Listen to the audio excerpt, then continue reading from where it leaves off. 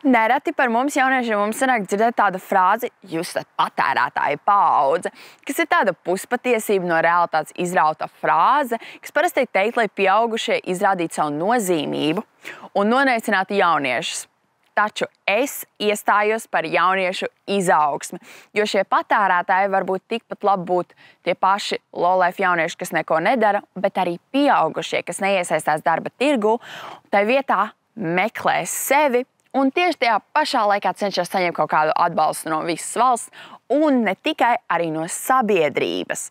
Šodien šajā raidījumā mēs pievērsīsimies cilvēka dzīves ietekmei uz ekonomiku.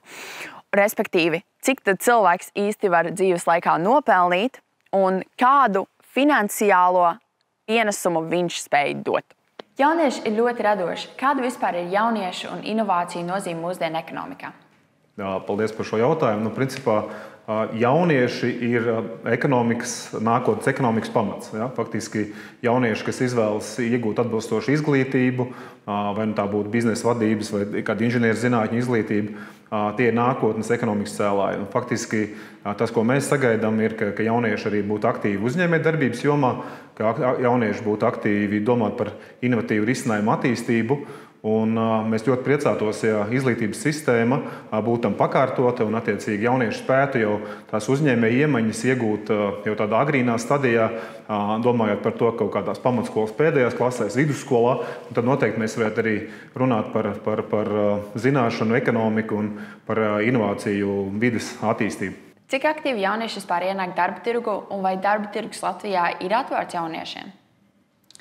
Darba tirgus Latvijā šobrīd ir ļoti saspringts. Jebkuram cilvēkam, kuram ir vēlme strādāt, ir iespējas atrast darbu.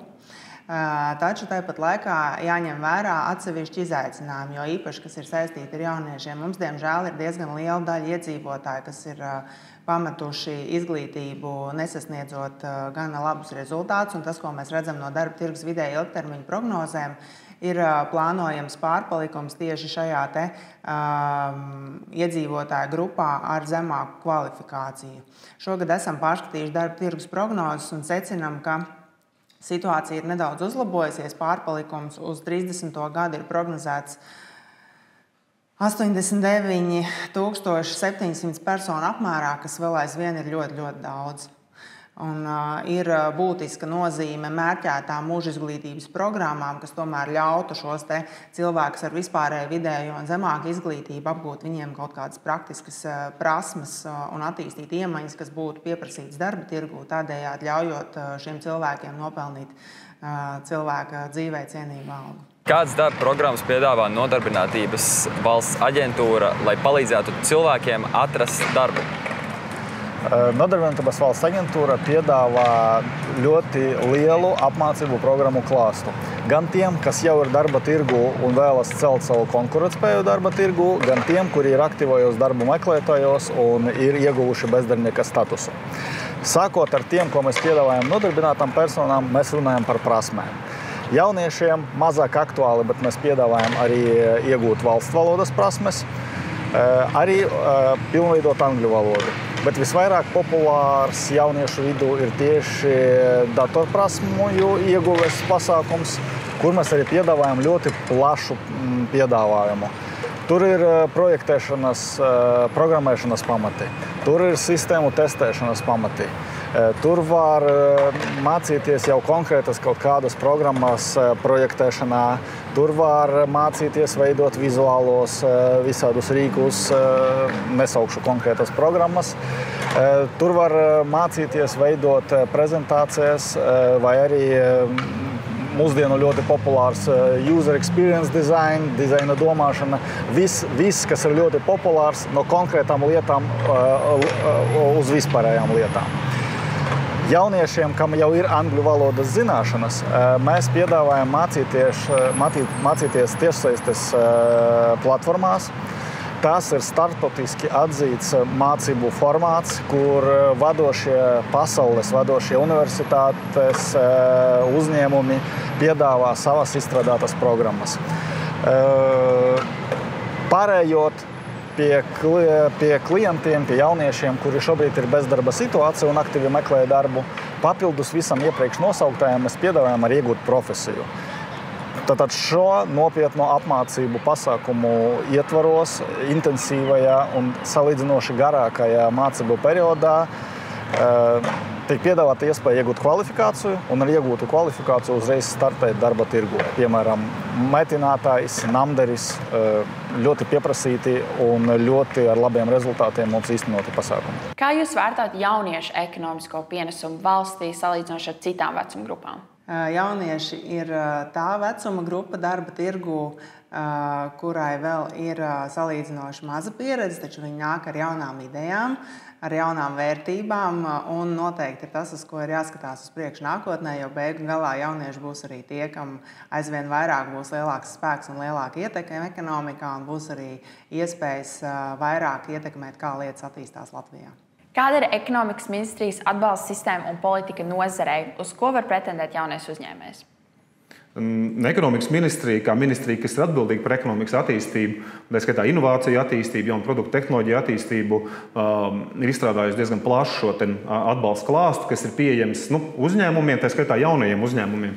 Jūsu jautājums bija vairāk par to, kāda atbalsta instrumenti ir pieejami jaunajiem uzņēmumiem, varētu arī, teiksim, jauniešiem, kas izvēlas šo uzņēmējdarbību. Es varu teikt, ka tas atbalsts ir tāds, ka mēs varam jums palīdzēt gan ar tādu idejas attīstīšanu sākotnējs, kur būtu kaut kādas apmācības, mentorings par to, kā veidot uzņēmumu, kā vest grāmatvedību, kā vest šo jūs pieminēto iepriekš mārketinga stratēģiju veidot. Bet runājot konkrētāk, tad ir varbūt dzirdēts par tādu atbalsta veidu kā biznesa inkubācija, kur uzņēmums, kas attīst tehnoloģiju, iet šajā inkubācijas procesā, varbūt arī pirms inkubācijas procesā. Šādi procesi tiek nodrošināts visā Latvijā. Šie pakalpojumi ir reģionāli pieejami. Attiecīgi, ja jaunajam uzņēmumam nav, piemēram, savu pašu iekšēju resursu pētniecības attīstības darba veikšanai, mums ir tāda programma, ko mēs saucam par inovāciju voucheriem, kas nozīmē, ka uzņēmums var vērsties ar projektu ideju un sekmīga projekta gadījumā var saņemt atbalstu, lai piesaistītu, piemēram, ārējas kompetences. Tās varētu būt no kādas universitātes, no kāda zinātniska institūta. Varbūt ir nepieciešams jau tālāk iet un, piemēram, nostiprināt kādu patentu, tur patentu pieteikumu sagatavošanai. Varbūt produktu vajag certificēt, testēt, kādā laboratorijā arī šādu atbalstu var saņemt. Ja? Un tad, ja jūs esat pietiekami nobrieduši, tad jums ir arī pieejami tālāk atbalsti jaunu produktu izstrādē vairāk, 100,000 mērogā, un tur jūs varat pretendēt, piemēram, uz kompetences centriem un tādā veidā. Bet tas ir par grantu instrumentiem, un ir arī tādi kā finanšu instrumenti, kas ir pieejami jaunajiem uzņēmējiem, un tos piedāvā finanšu institūcija Altum. Tur būs gan uzsākšanas finansējums, sēklas finansējums, riska kapitāls tādām inovatīvām idejām. Tā kā noteikti tas atbalsta klāsts ir plašs un dažāds, un ja ir nepieciešamība konsultēties, tad tā viens pieturas aģentūra, kas spētu jums palīdzēt, noteikti arī Latvijas Investīciju attīstības aģentūra, kurā var vērsties. Tur ir klientu apkalpošanas nodaļa, un tā noteikti palīdzēs jauniem uzņēmumam saprast to ceļu, kas ir tas pirmais posms, kas ir nākamais posms, kas ir piemērots tev. Ja mēs paskatāmies uz nākotni, kā jūs redzat valsts ekonomisko stāvokli attīstāmies pēc, 10 gadiem, skatoties uz pagaidām esošajām tendencēm? Tas, ko mēs redzam no ekonomikas attīstības tendencēm līdz šim, mēs redzam, ka dzīve kļūst sarežģītāka. Ikdienā parādās aizvien vairāk tehnoloģisku risinājumu, ir iespēja attālinātajam darbam, un tas viss ir iespēja arī dažus darbus deleģēt mākslīgajam intelektam, kas ir lielisks palīgs cilvēkam nedarīt tās lietas, kuras var nedarīt vairāk laika, atstājot tām lietām, kas patiešām interesē un ir būtiski darīt cilvēkam. No izaicinājumiem, ko tas raisa, veido situāciju, kur sabiedrība kļūst aizvien polarizētāka. Jo tie cilvēki, kuri var un māk to izdarīt, viņiem klājas aizvien labāk salīdzinot ar tiem, kuri nevar, nemāk un nespēj un negrib.